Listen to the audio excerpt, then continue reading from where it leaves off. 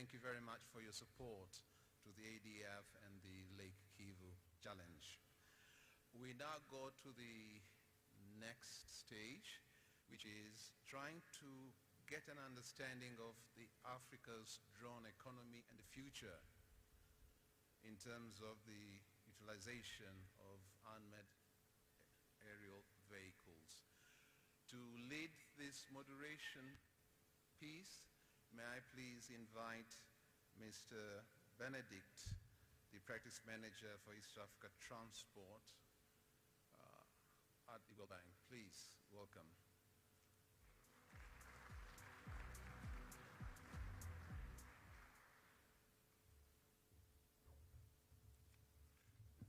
Good morning. Can I have a good morning? Good morning. That's better. Thank you. Thank you, George. So I'm also very honored to be here and to speak on behalf of the World Bank. This is not a World Bank panel, but I'm the practice manager, Transport for East Africa, overseeing the transport portfolio in East Africa, ranging from very traditional modes of transport, of course. For instance, railways, ports, urban transport. So it's time to bring in a new mode of transport like drones and to make it, to mainstream drones.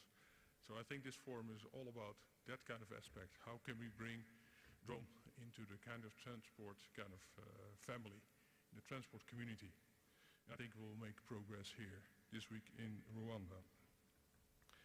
So I'm very honored to be here to be part of the African Drone Forum and be able to moderate this very special panel on Africa's drone economy.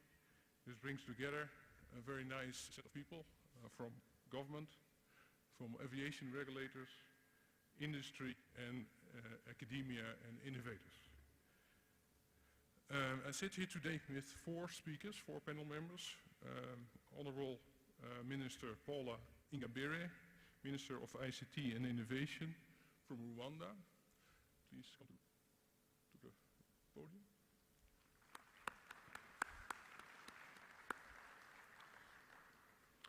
We have Miss Leslie Carey, Chief Remotely Piloted Aircraft Systems from the International Civil Aviation Organization, ICAO. Thank you. And we have Mr. Yong Kim, President of Korea Institute of Aviation Safety and Technology. Welcome. And last but not least, Ms. Temi Giba, CEO of LifeBank from Nigeria. Thank you.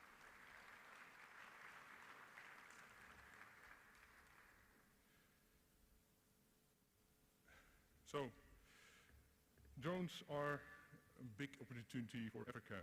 And Africa, I think, is leading the rest of the world in drone applications. There's a clear opportunity to integrate drones into the mobility ecosystem and make them part of the solution to the infrastructure deficit faced in many areas of the continent. So it's a wonderful, I think, a wonderful opportunity to rethink infrastructure and transport services for a new kind of supply chains with a much greater reach, a much greater impact on resilience and climate change, and a much potentially lower cost kind of solution, targeting needs and challenges that we cannot meet right now through traditional modes of transport. So we're getting closer and closer to mainstreaming the drones, but a lot of work needs to be done. And just mentioned the regulatory framework needs to be in place, for instance, but also policies, investments, and of course, private sector. It's not just the government can do the trick. Private sector needs to step in and get the opportunity to do so. So let's focus on that area. So my key takeaway is actually that drones are not just for the developed world, for the rich countries. It's not just a gimmick or a gadget. We all are a bit of a geek, but we should get out of that kind of geek kind of attitude. That's very nice, but this can have a real purpose and can have a kind of opportunity, a leapfrogging opportunity for African people and countries. So we want to hear from our panelists some reactions on some high-level thoughts for this audience, a very interested audience, that will help set the tone for the forum. So I will give first 3 to 5 minutes to each and every panel member, so you can express your feelings, and then we have a round of Q&A, 1 or 2 questions, and I hope we have some time for Q&A from the audience. But we are running quickly out of time, I understand that, because we have a guest of honor that will meet us soon. We'll start with Honorable Minister Paula Ingeberi, Minister of ICT and Innovation of Rwanda.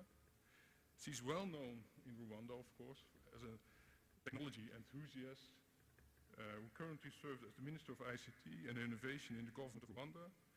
Before her current appointment, she was head of the Kigali Innovation City Initiative and the former head of ICT at the Rwanda Development Board.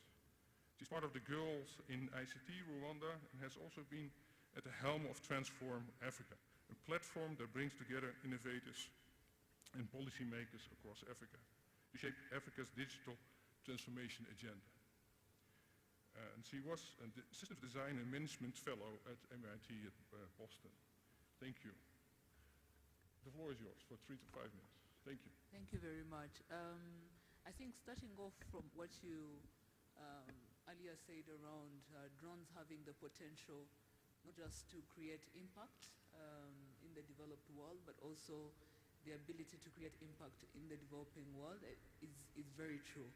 And very particularly because we're talking about unmanned aerial vehicles, we have over the last few years seen so many use cases that are creating impact within different communities, and largely the kind of social impact activities that are happening in Africa. If you look at some of the examples, let's take South Sudan that has been facing problems around desertification, and you have 2 entrepreneurs that have come together and decided to use drones to plant acacia trees that are going to tackle the issue of soil erosion. Then you go to Malawi that is looking at putting in place a drone academy and also a test corridor for some of the work that is being done. And also here at home in Rwanda, where we're using drones to respond to an eminent healthcare issue, which is around making sure emergency delivery of healthcare products is made possible in the most efficient manner. But that also goes to say that even for Africa as a continent, what we're looking at is not just look at unmanned aerial vehicles as a cool technology to really implement, but tying it to what are some of those infrastructure gaps that we have on the continent, and what are those potential technologies that are going to help address some of these issues that we're dealing with. And that's why you see a lot of these success stories happening, because they're really coming in to respond to an action need in specific communities, and then leveraging the potential of the drone technologies. The other thing, of course, that is very important for us to discuss, and we'll get into details as we go through the Q&A, is for you to be able to put in place a thriving drone ecosystem, there is regulations and policies. Now, this being an emerging technology, we couldn't have assumed that there was certain a certain standard of regulations that were in place. And what that meant was for us to be able to create relevant regulations and policies, there has to be some use cases that we're really testing the viability of these regulations and policies. The other thing that we need to start looking into going forward, now that we've seen the viability, the success stories that have come with using unmanned aerial vehicles, is to start to think about privacy, because that is a major concern around all these drones that are flying around with sensors and cameras. What kind of data are they collecting, and where is this data going, and where is it hosted, what is it being used for? And so these are some of the issues, again, that once they start to surface, they also play a very critical role in how we design and reinvent some of the regulations and policies that we have in place. Okay. Thank you. Let's go to the next speaker, panelist. Leslie Carey. Let me introduce you quickly, and then you can introduce yourself as well as you fit. Leslie is Chief of the Remotely Piloted Aircraft System section in the Air Navigation Bureau at the ICAO, brings more than 30 years of experience in aviation to this panel. She started her career as a air traffic controller. That was the real experience. And back in 2007, her management at ICAO told her, go out there and figure out unmanned aircraft systems in 2007. She has been leading this work in ICAO ever since. So from the day one, basically. Thank you. Welcome. All right. Thank you. And good morning, everybody.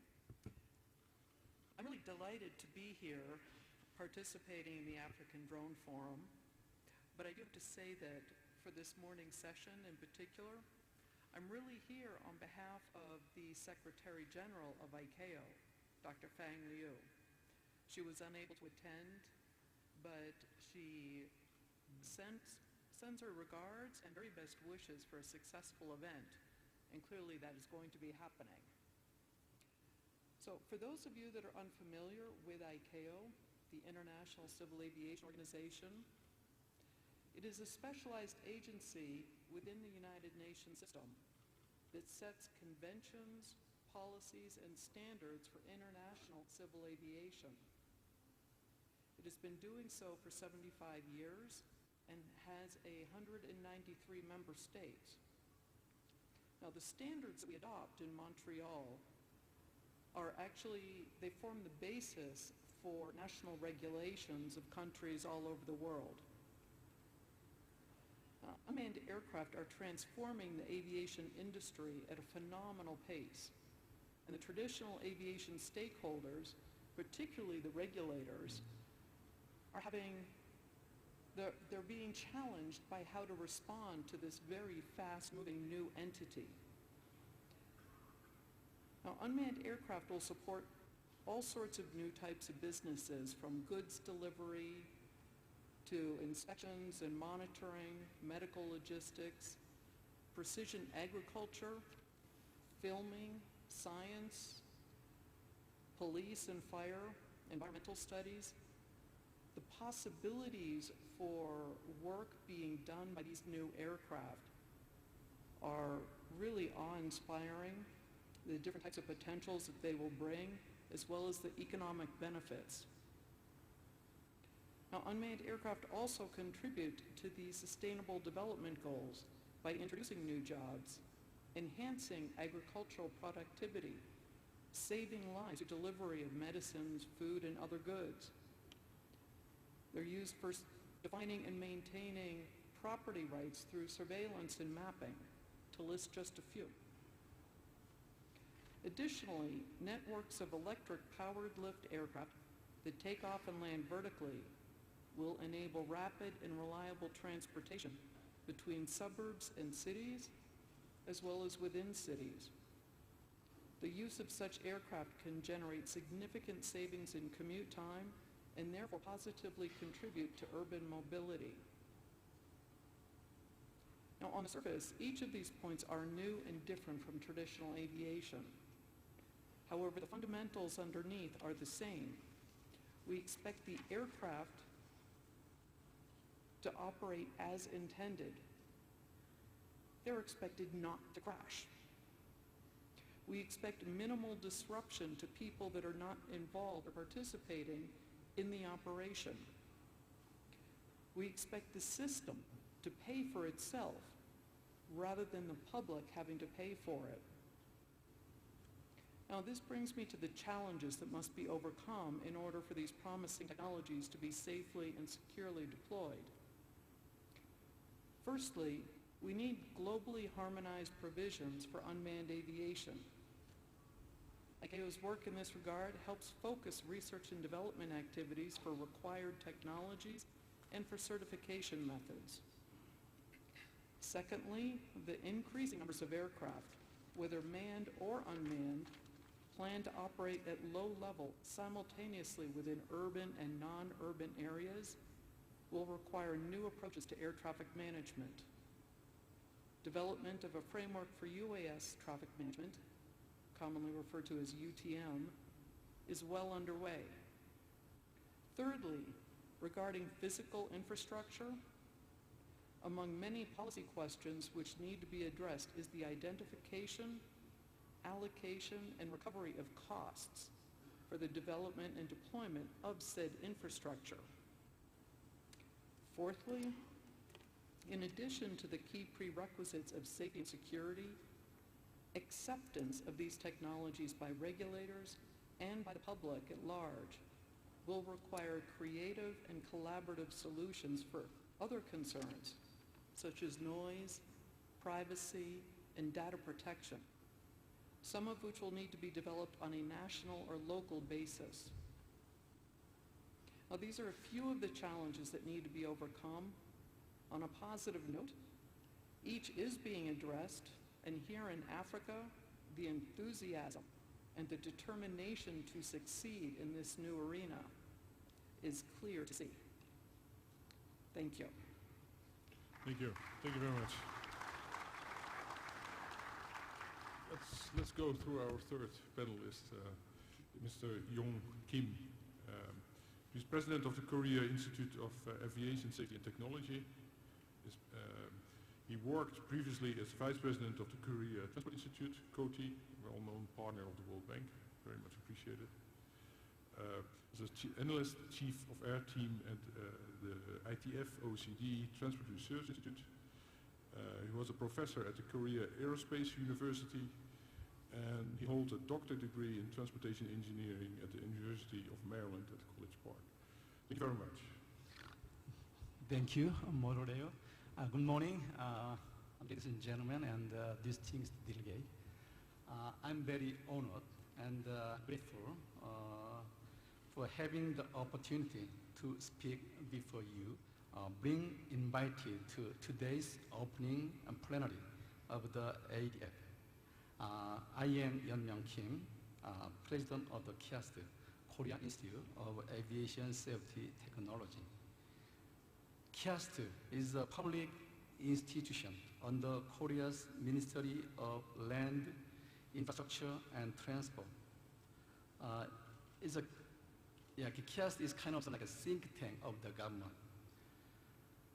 Thereby, KIAST was established to contribute in the security of aviation safety and industry development through specializing in aircraft certification, aircraft accident prevention related to certification, testing, research, and R&D. As part of the job, in accordance with the Aviation Business Act and drone promotion related laws, we support various drone-related policy enforcement through fostering and supporting outstanding drone companies, establishment and operation of drone infrastructure and testing facilities, and drone research. In Korea, the government is deeply involved in all levels of drone-related policy establishment, enforcement, and feedback. As such a strong commitment to fostering the drone industry, we are making various efforts, including to always listen to the industry's opinion and examine the direction of policy implementation together.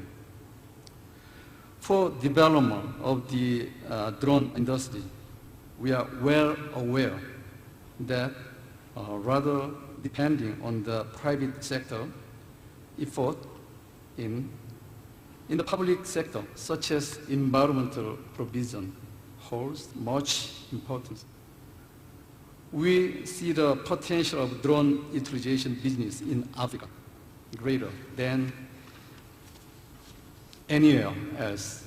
Drone business that have already been stabilized through demonstration in Korea, such as delivery of goods, land survey, forest fire detection, and disaster site deployment, will be able to immediately operate and play its part in Africa. Also, by sharing our accumulated know-how, we may contribute to establishing drone policy in Africa.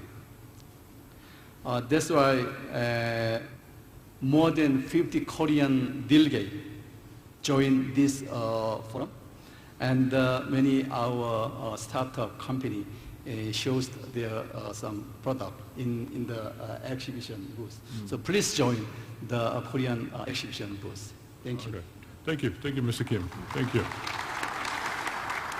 So, our last panelist, Tammy Giwa, the founder and CEO of LifeBank. Interesting fact, in 2014, the BBC listed her as one of the 100 women changing the world. Very, very unique thing. Very good. She was also recognized as an African innovator by Quartz and the World Economic Forum. As head of LifeBank, her goal is to save 1 million lives in 10 years by providing access to essential healthcare products to hospitals across the continent. She has over 10 years of health management experience with Department for International Development, DFID, World Health Organization, UNDP, and the Lagos state government. Interesting fact already is that they have saved already more than 6,000 lives. I want to quote Mark Zuckerberg of Facebook, I'm a real fan of Mark Zuckerberg, but in this case he's absolutely right. If everyone had an opportunity to build something like LifeBank, then the world would be a better place. Over to you. I think you have a video. You want to start with the video? Yes. Can we start the video first?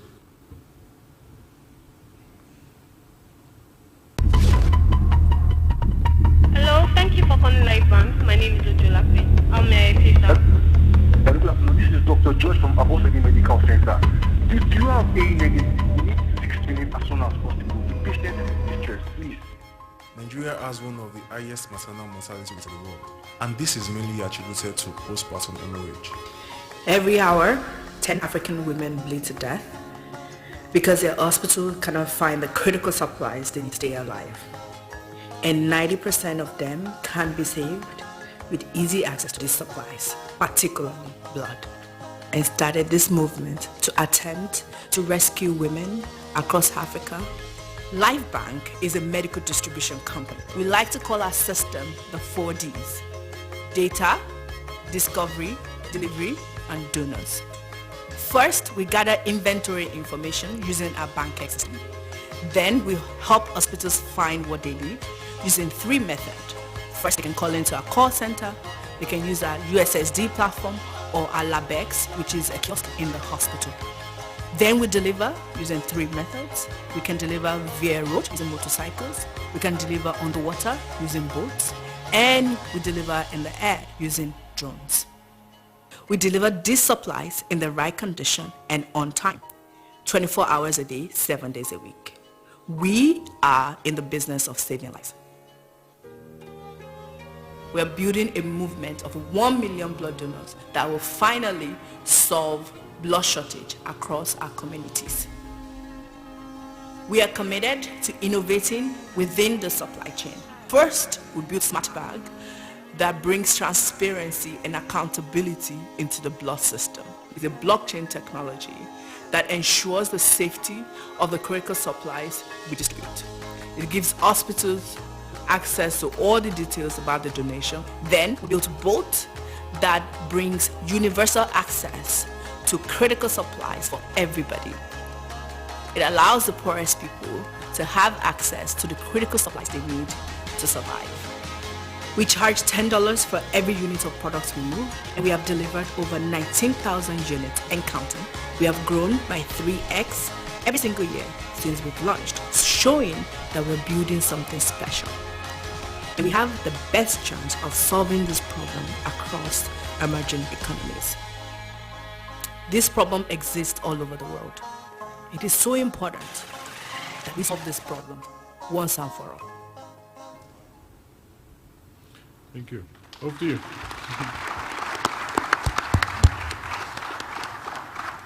Thank you so much. I thought the video could do a much better job than me trying to explain all that.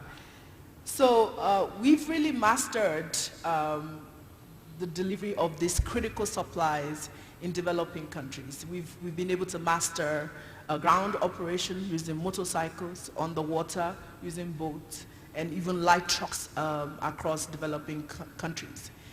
But you know, we've been able to deliver, you know, on average 45 minutes. So from the time the hospital calls in and says, we need blood, we need oxygen, we're able to deliver in 45 minutes. We're very proud of that data, and we've been around for only 4 years, and we've done so much. However, there's some patients who don't have 45 minutes for ground operations. For postpartum hemorrhage, for example, which was shown on the video, postpartum hemorrhage can kill a woman, a perfectly healthy woman who's delivering a baby, between 20 minutes and 2 hours. So there are some patients who simply don't have the 45 minutes for us to deliver via the ground. So we started thinking about using the air to deliver much faster. We partnered with, late last year, we partnered with a couple of different organizations working in different sectors. We partner with Geotechnic, who is an expert in drone operations. We partner with Endeavor, which is a German NGO, Airbus, which is a big, you know, everyone knows Airbus. And it was funded by, you know, the UK aid, you know, DFID. And we came together and went to Ethiopia to test our model, to test if delivering via drones is cost effective, it is secure, and is the right way to deliver, and delivers quickly to save a mother's life. We did an amazing project in partnership with INSA in Ethiopia, and we were able to prove our model and show that really we can deliver in the right quality of these products. We can do it as fast as possible, and it can actually save someone's life. So we were really excited to run that project. And for us, we think that running a drone operation, you know, we're not a drone company, we're a distribution business. And drone is an amazing opportunity to get faster because we care about getting to the hospital as fast as possible. But for us, we think there are 3 important conditions that must be present for this technology to actually take off and for it to reach its potential. Data science is critical. We are building a platform that we're calling Skybank that would really use data to make predictions for patients who actually don't have that 45 minutes that a ground operation can solve. So the Skybank will allow us to actually get ahead of it and get the drone set up and on its way even before the patient starts crashing. Cost effectiveness is critical. We believe that if we're delivering and doing this work in developing countries, in countries where, you know, still developing, still figuring their economy, emerging economies, that we must pay attention to the cost. Effectiveness is critical. Saving lives is important. But if there is an alternative, we may want to use that alternative. And if the only way to save a patient's life is using drones, those are the times we want to use this technology. And finally, profitability is key. We're a business. We care about what we do, of course, but for us to actually help people, for us to build sustainability into our business, we must be profitable. And we must do this delivery in a way that is profitable. So we are looking at what are the innovations? What must we do? Should we manufacture locally? Should we, you know, how do we bring out battery technology so that we can do multiple delivery on one trip? So there's so many things we're thinking out about how to bring profitability into this, you know, distribution system, particularly using this tool. Thank you. Thank you very much. That's very inspiring. Thank you. Thank you. We'll come back to you. It's very important to have the private sector involved in here. Success will depend on you guys. Of course, on the government as well. That's a step to Rwanda, for instance, for the enabling environment. So, a few questions, Honorable Minister. So Rwanda has become a kind of leader in this area. So how did that happen? And you have a strategy in place, an ICT strategy.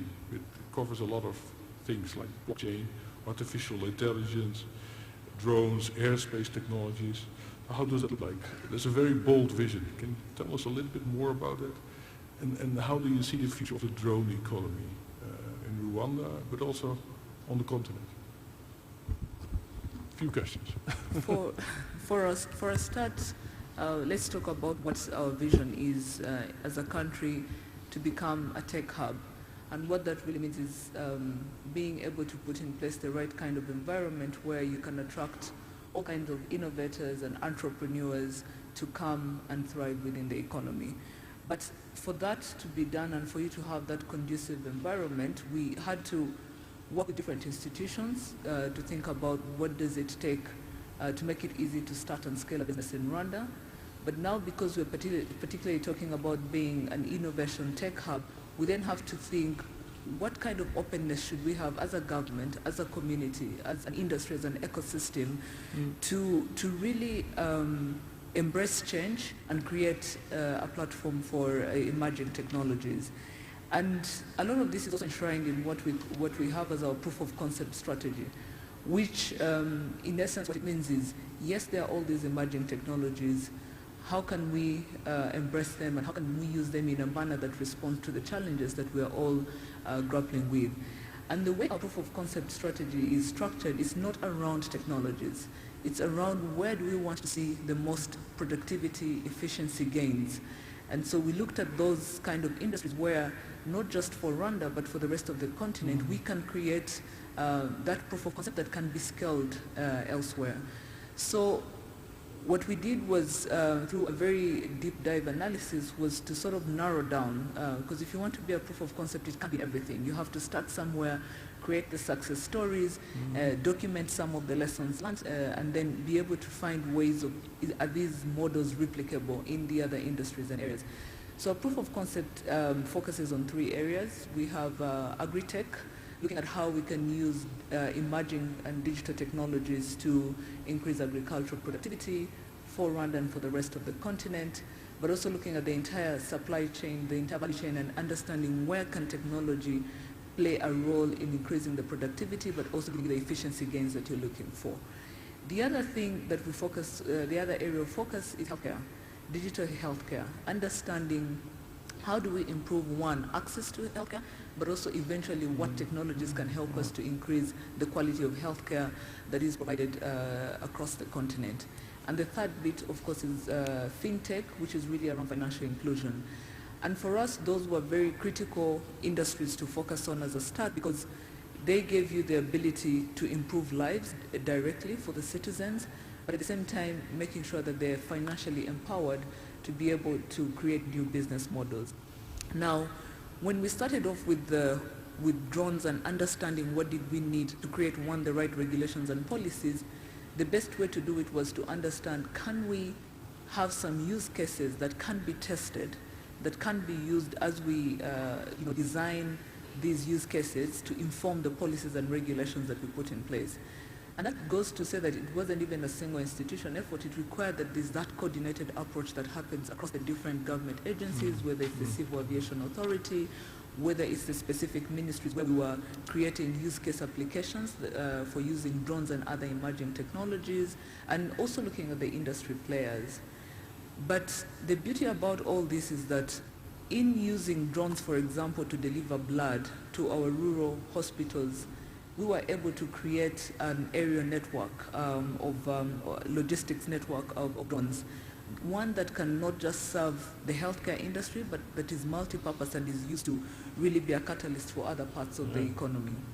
Now, your question, which was around what are we doing to support the vision of drones and everything that we're doing, it's important to understand that even when we had Zipline, which is really, when everyone talks about drones and is talking about Rwanda, the first thing that they'll think about is Zipline and the kind of impact it's created, bringing down delivery of blood and medical products from 3 hours to about 26 minutes.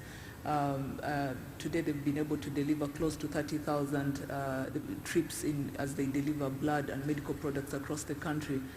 But what you need to understand is Zipline in itself has been a catalyst to creating a drone economy within Rwanda, a drone industry that is doing more than just creating potential impact and value for the healthcare. today you have companies that are working with the Ministry of Agriculture and the Ministry of Health to spray pesticides in some of those mosquito breeding sites, and so you reduce the potential of the spread of malaria. You also have companies that are using drones in the mining sector for mapping. For example, recently our Minister of Agriculture used drones to map arable land across the entire country. Now, this is an exercise that would inevitably take close to 2 years or even more than 2 years, but it took them between 2 to 3 months to just map the entire arable land across the entire country. You can't start to imagine the level of efficiencies that have come with just understanding what is the best use case application that is going to create value, but also create the productivity that is needed for the different industries. Very quickly, I wanted to go to where we are at in terms of the next steps. What we're doing now is we are looking to create a drone operations center. And the idea of creating this is it will look at a whole spectrum of aspects in terms of building a thriving drone ecosystem in Rwanda. Looking at the design of drones, looking at the manufacturing of drones, looking at training. That is very important if you're trying to, create a thriving and budding industry. What kind of skills are there? Do we have startups mushrooming every day that are able to leverage these technologies to create impact in different industries and communities, and also giving them the ability to have a test facility where they can test some of these things. Now, all of this as it happens is really going to lead to how do we continuously, because the policies and regulations we have are not necessarily cast in stone. They have to evolve. They have to evolve with the needs. They have to evolve with the use case applications. And that's why when you look at the kind of regulations that we have as a country, they are performance-based. They focus on what are our concerns as regulators in terms of flying drones. Are there concerns? Are there safety standards that we want to put in place? And you as a drone operator, you will provide a proposal that responds to those concerns. And that's important to be able to promote innovation and not stifle innovation with having very stringent regulations that don't allow for that flexibility to happen when you are venturing in some of these new emerging technologies. Okay, talk about regulation. Thank you very much. Yeah,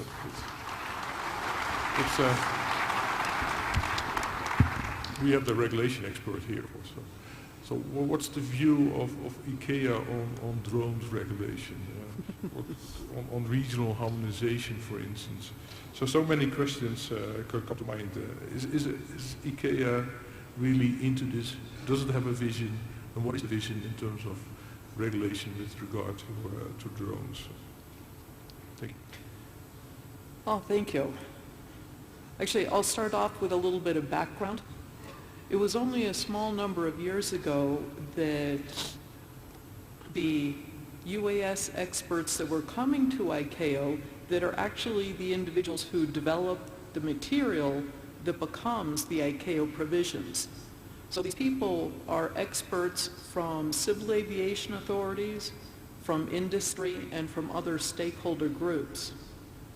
Now, for quite a long time, they were coming to ICAO saying ICAO should absolutely not be involved with small unmanned aircraft. That states wanted to handle that subject individually. They did not want to have harmonization forced upon them from ICAO. Well, more recently that has changed.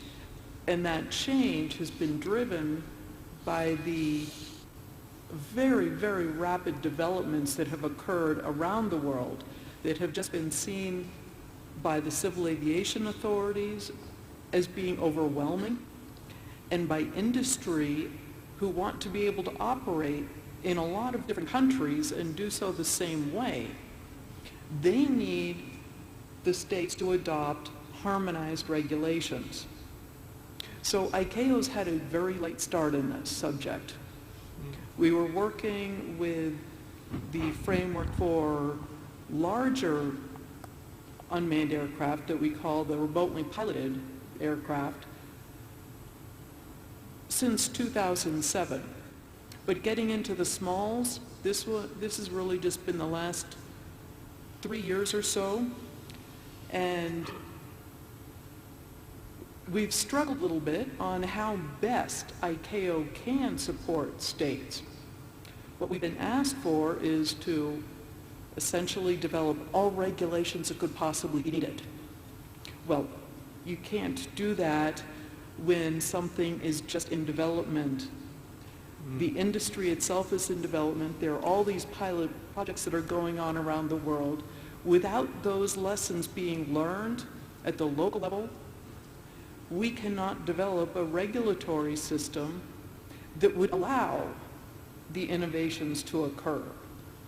So what we're really doing is trying to put together guidance material for the civil aviation authorities on how best to enable operations while considering the safety issues, the security issues, the other related aviation aspects. Now, all of this depends on a lot of stakeholders being involved. Aviation as a system involves many different stakeholders. Unmanned aviation, we're now bringing in even more issues related to public health. So ministries of health that we work with in aviation, but not at the same level that we need to in this new arena. And the security experts that are concerned about inappropriate and intentionally bad acts being conducted with unmanned aircraft. And they are right to have concerns over that. We need to address those. That's part of the regulatory framework that needs to be developed. But for now, we're really focusing on how to enable regulations or enable the operations through quite open forms of regulation. But we need those regulations to be adopted in a harmonized manner across states. So it's not just one here and one over there, but all states within a region and then from one region to another region. Harmonization will be key for the industry to be able to thrive. Thank you very much. Thank you. So it's a bit of a light touch kind of regulation you're aiming for. For now. For now. Okay. Thank you. Let's go to Korea quickly. I'm amazed. I've been reading articles and documents that the government of Korea is injecting $1.2 billion into the drone industry over the next 5 years. Why are you doing that? Oh, What's the purpose of it? In 2017, the government established a mid-long-term comprehensive plan on drone industry promotion for the next decade, such as like a drone industry promotion basic plan. And this plan has been fostering the industry in the government level ever since. So being in line with this movement, KIAST is making various efforts on our hands to welcome an age where drones are well assimilated into our daily lives. So our works include like establishment of infrastructure, to allow safe drone flight. So we do R&D research on drone, like a skyway or some K-drone highway establishment. And also we operate those like a drone flight test site. So this support industry development, support like a drone startup company by funding, and also operating like a support hub for drone business like a help desk, and fostering into a future growth industry. So in particular, KIAST has been steadily creating conditions for operator to fly in a convenient manner, such as like improving regulation or creating a special flight approval system to allow liberal environment for the drone industry. As a result, we have identified area for institutional improvement in almost 25 items issues in a year, including financial support for drone industry promotion, also some aviation business act. And the achievement of policy support is gradually coming in sight. Thanks to this effort, Korea is now in the stage of proposing a personal air vehicle solution.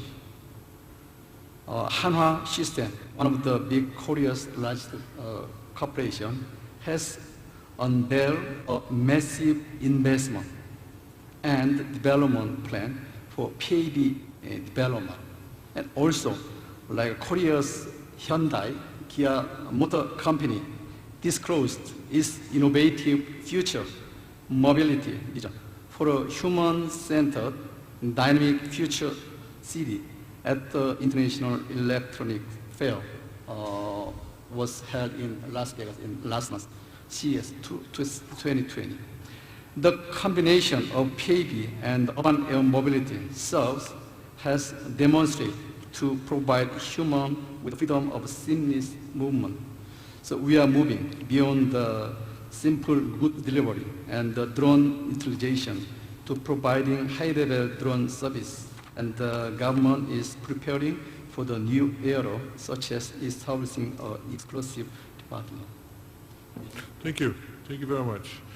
Let's move on quickly to our very excited speaker from the private sector, Lifeblood from Nigeria. So the government cannot do it alone. There's a lot of excitement and drive to do the right policies and the right regulation. It has to come from the private sector, the applications. So what do you see? Are the economics already there for a large-scale, massive drone economy?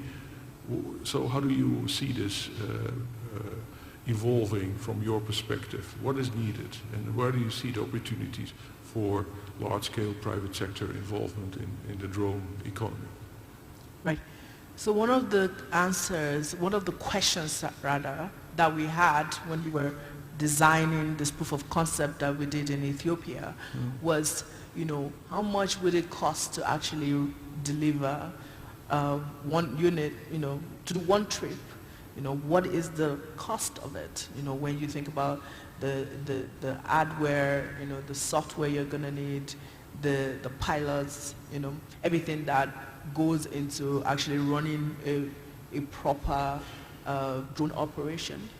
And it's still quite expensive, particularly because for the most part, the distance that the drone can go is not as, particularly the drones that can land and take off. The use case is still not as strong. Being able to deliver multiple orders on one trip, it's not there yet. So the economy of, routine delivery of critical supplies is still quite expensive. So we do need, private sector is involved, but there is a need for some sort of subsidization and then innovation. We need to work on the battery, technology. We need to ensure that folks are trained, because training cost for a good pilot is quite very high because there are not a lot of them. So we need to make sure that people are trained. A lot of people are trained. There's a critical mass of drone pilots available for operators to employ. There is need to look at the manufacturing of the hardware itself. Can it be locally manufactured? Can we use sustainable materials? Are there things we can do to actually bring down the cost of owning a craft, a delivery craft?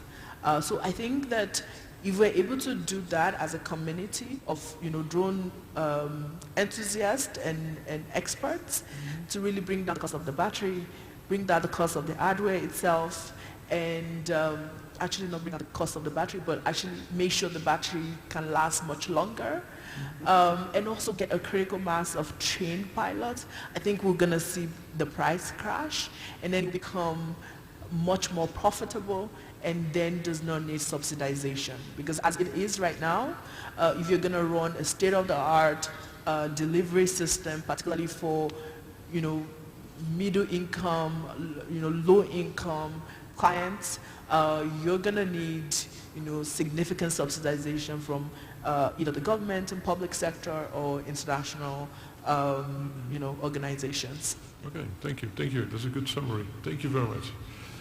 I'd like to open up for 1 or 2 questions from the floor, if there are questions. Please feel free to, this is your chance to ask pointed questions. If you have time for that. We have time for 3 questions, please. Do we have a mic? So this is the fun part. George, you point somebody. Right, yes. So hand up. Okay. It's a lady, I hope. It's not? Ah, no, okay, fine. I'm gender sensitive. Yes, sir. Can we have the mic to him, please? Is it you? It's you. All right. So, no. The gentleman behind you was first. And then I need a lady next. Oh, yeah, we have a lady here. And then we need the gentleman from the other side. Okay, please go ahead with the question. Let's start, yeah.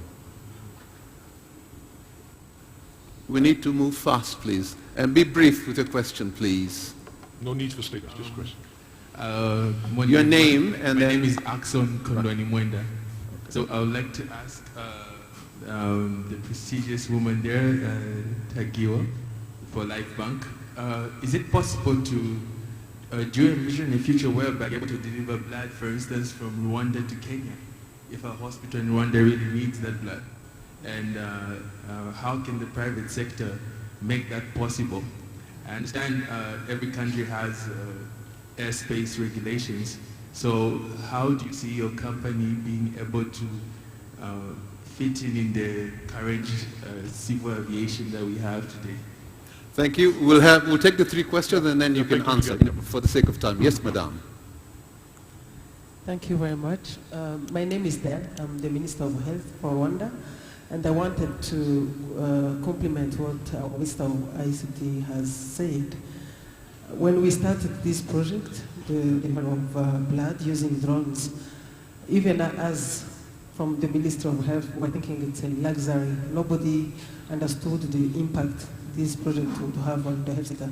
But today, from our routine data, we can tell it will have an impact on reducing postpartum hemorrhage cases, and this is the first cause of death in maternal health.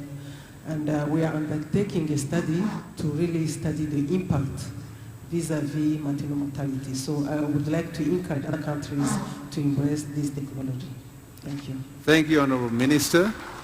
And the audience is very lucky. That was not a question. It was a statement of support. So we need 2 more people. Yes, madam. Hi, my name is Katie Prescott. I'm from the... Mic closer to you. This is a question for the Chief Executive. Your name, please. We didn't get it. Sorry, Katie Prescott from BBC News. Right. I was really interested to hear what you were saying about your funding model, and I'd just love to know more about the business model behind Life Bank and how you work at the moment. That is for who? For Temi Giwa. Temi Giwa. Last question. Tiam, no, not you. Yes, sir.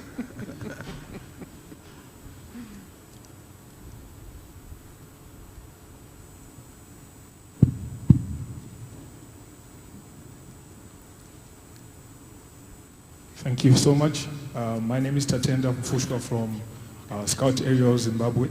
My question is directed to Ms. Leslie Carey from ICAO.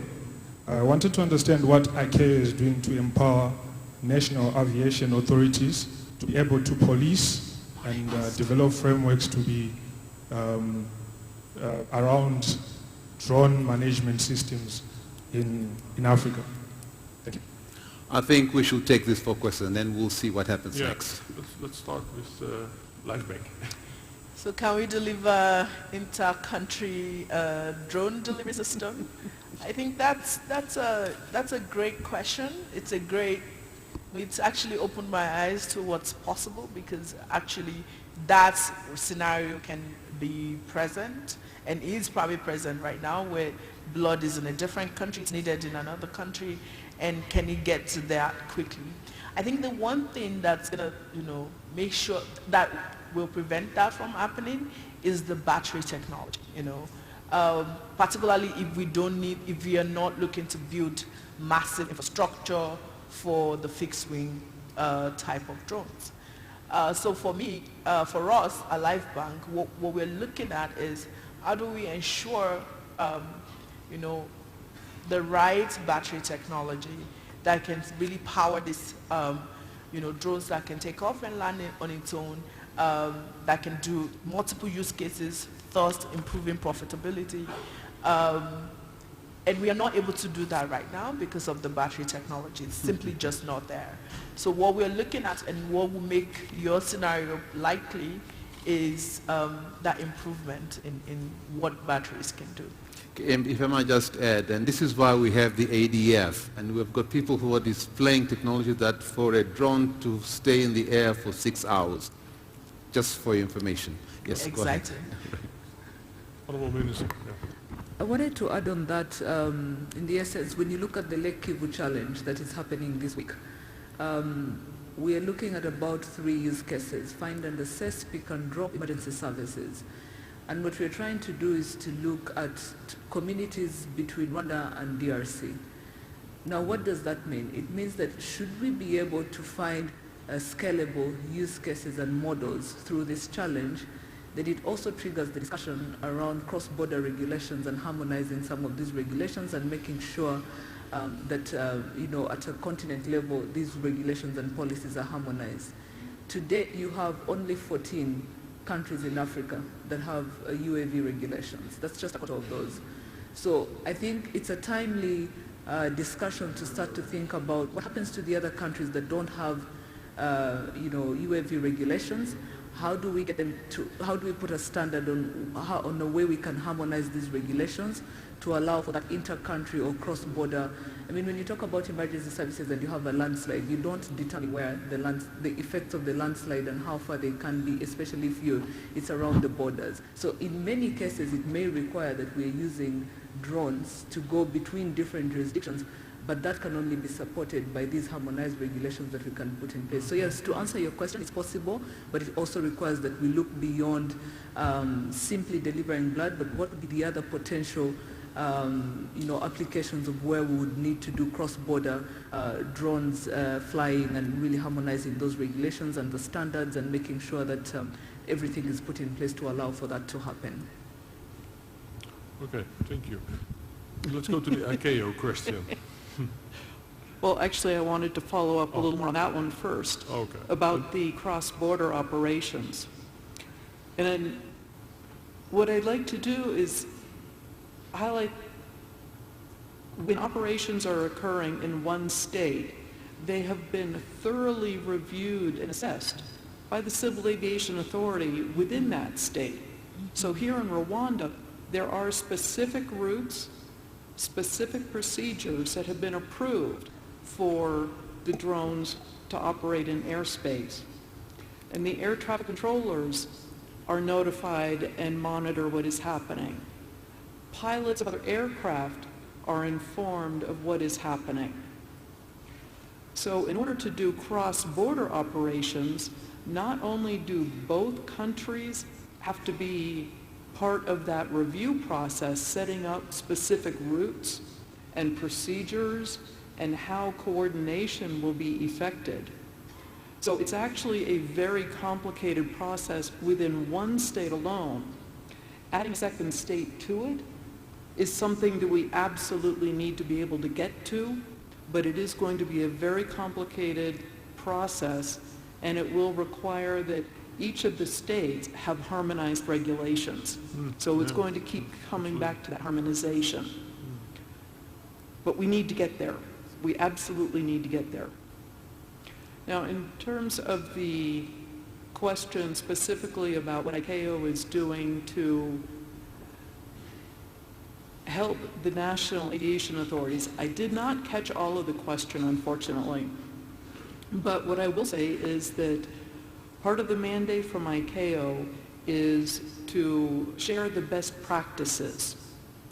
So whether it is an event like this organized through the World Bank and the Rwandan CAA, or it's an ICAO organized symposium, and we do organize annual symposia on UAS, where we are looking at the different developments, the new technologies that are needed, how to solve specific problems, and bringing experts together, including the civil aviation authorities, to learn from each other and to help shape the development and research that needs to be done to bring about the long-term solutions.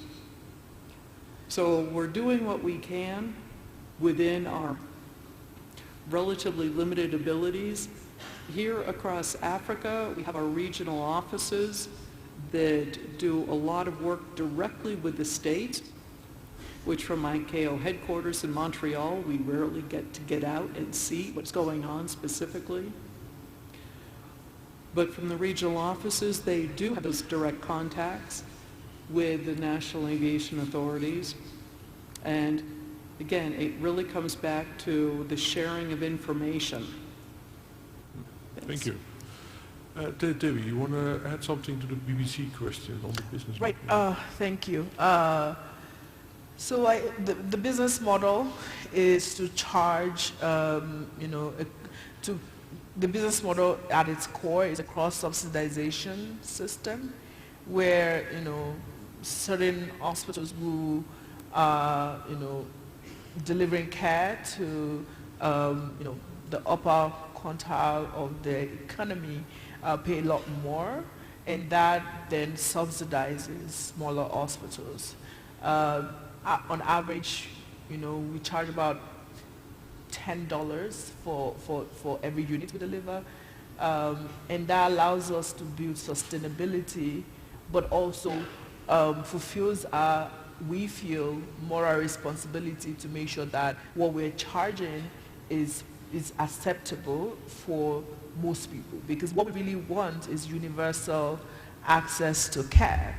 And if, in some of the places where we operate, there is no public payer. So we then have to, people paying, a significant chunk of healthcare spending is out of pocket. So people paying out of pocket.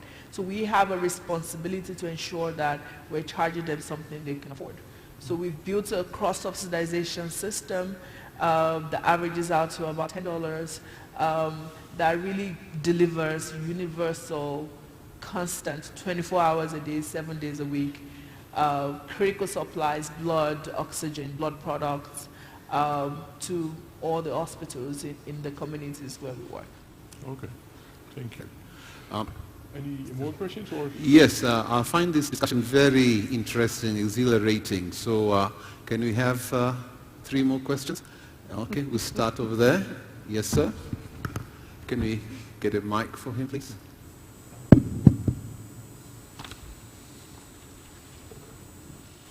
Thank you. My name is Patrick Manzi. My question goes directly to Honorable Minister of ICT, Paula Ingabire. So, Minister, I just want to ask you this. What is the pipeline for a youth like me who want to develop a career in aviation? Do you have something in the pipeline? What are you planning for us? Thank you. Okay. Second question? Yes, sir.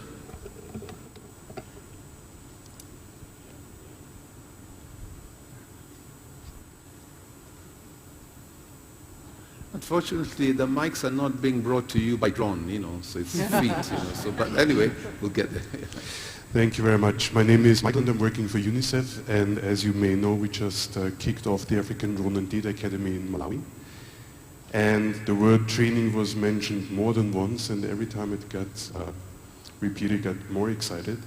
And I wanted to ask the honorable panelists on what your vision is when it comes to training and how to move forward, because as you rightfully pointed out, in order to scale, we need trained pilots, we need people, well, not only pilots, but technicians and people who can harvest data and many more things. So what's the African vision when it comes to training? Thank you.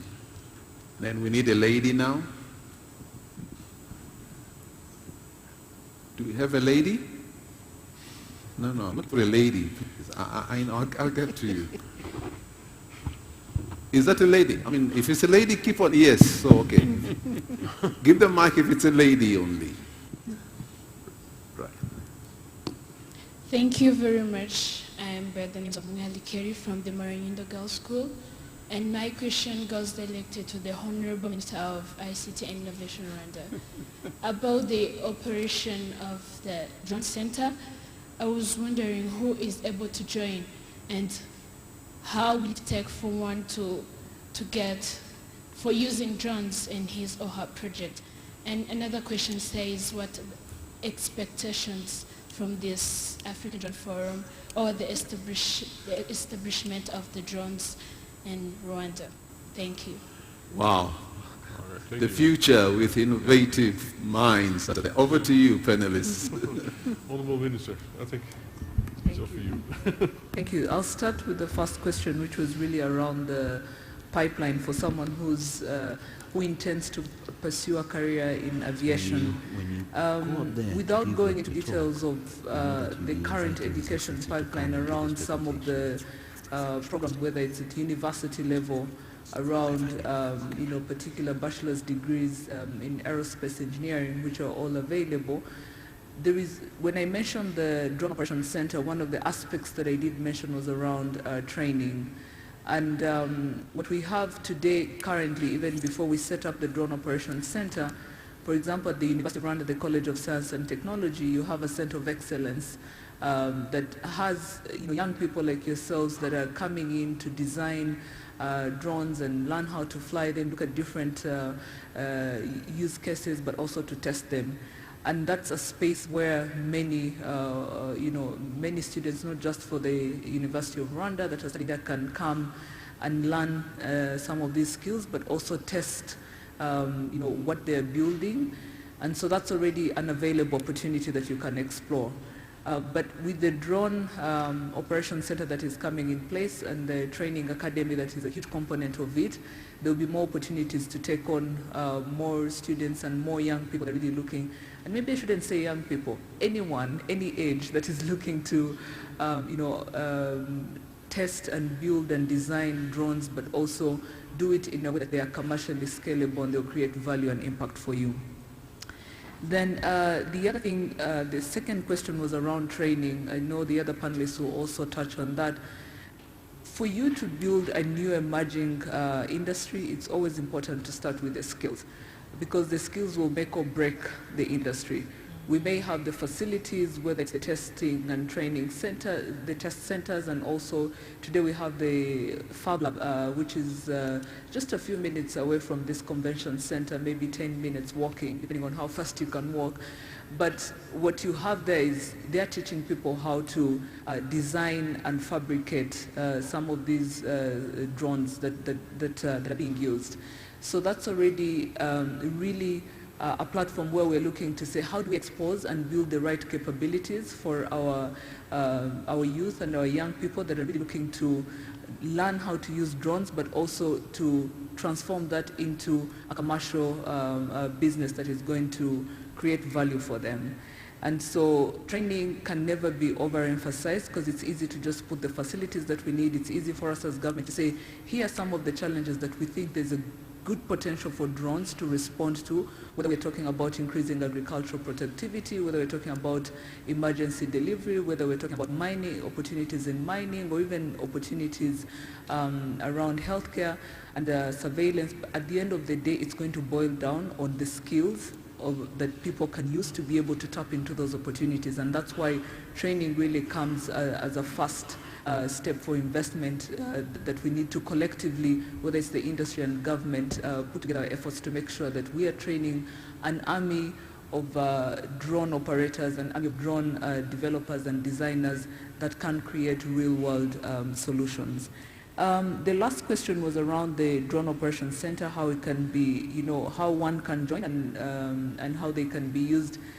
I earlier talked about the Center of Excellence at the University of Rwanda, where we have many people that are exploring the potential use cases around drones and unmanned aerial vehicles. this is already an opportunity that exists, and you have anyone can come in and use these facilities, but also be trained on how to use them. When it comes to the Drone Operations Center, right now we finished doing the feasibility study, the design studies have been done, and we're now working towards putting in place this infrastructure in place. And once it's up and running, in the process of making sure it's operational, we'll be putting out different criteria for people that are really looking to come and join in and be part of the training, but more than just being part of the training, to also think about developing some of these use case applications that we've been talking about. And so over time, as we set up this Drone Operations Center, we'll be also putting up different criteria, which I believe will be easy enough for anyone that is willing and able to join this center. Okay, thank you. I think we're coming to close here. Just one question for each panel member. So just give me one shout or one phrase or one sentence. What's your dream for a drone economy in your context? What would you see, would you like to see happen in your context as a dream, as a vision for the next 5 years? Where should it go? On his way. What is your vision? Tell me, Honorable Minister. So what we'd like to see is to see a thriving drone economy in Rwanda, but one where we, again, like I said, the idea for us as a tech hub is to be a proof of concept hub where we can scale solutions beyond Rwanda. So that is what we want to see all these solutions that we're talking about scaling beyond Rwanda and not just creating impact in Rwanda. I think they're trying to get our attention. Okay. I think we need to wrap up because our guest of honor is on his way. I'm sorry, as much as I wanted to do. But before we go, Rosa, can you please, and Madam Sarah, can you please come up for a moment? Thank you. Right. So we want to thank you. Thank you. For being on the panel as World Bank. So we have these last minute gifts, and then once you get it, if you could please start. I'm sorry, Honorable Minister. For the panel. So please, let's give them an applause for this. And thank you very much for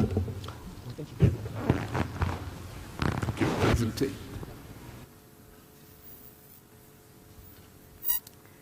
Thank you. Thank you very much to our distinguished panelists. Another warm round of applause, but I think they've done a fantastic job really setting for the conversations that we're having.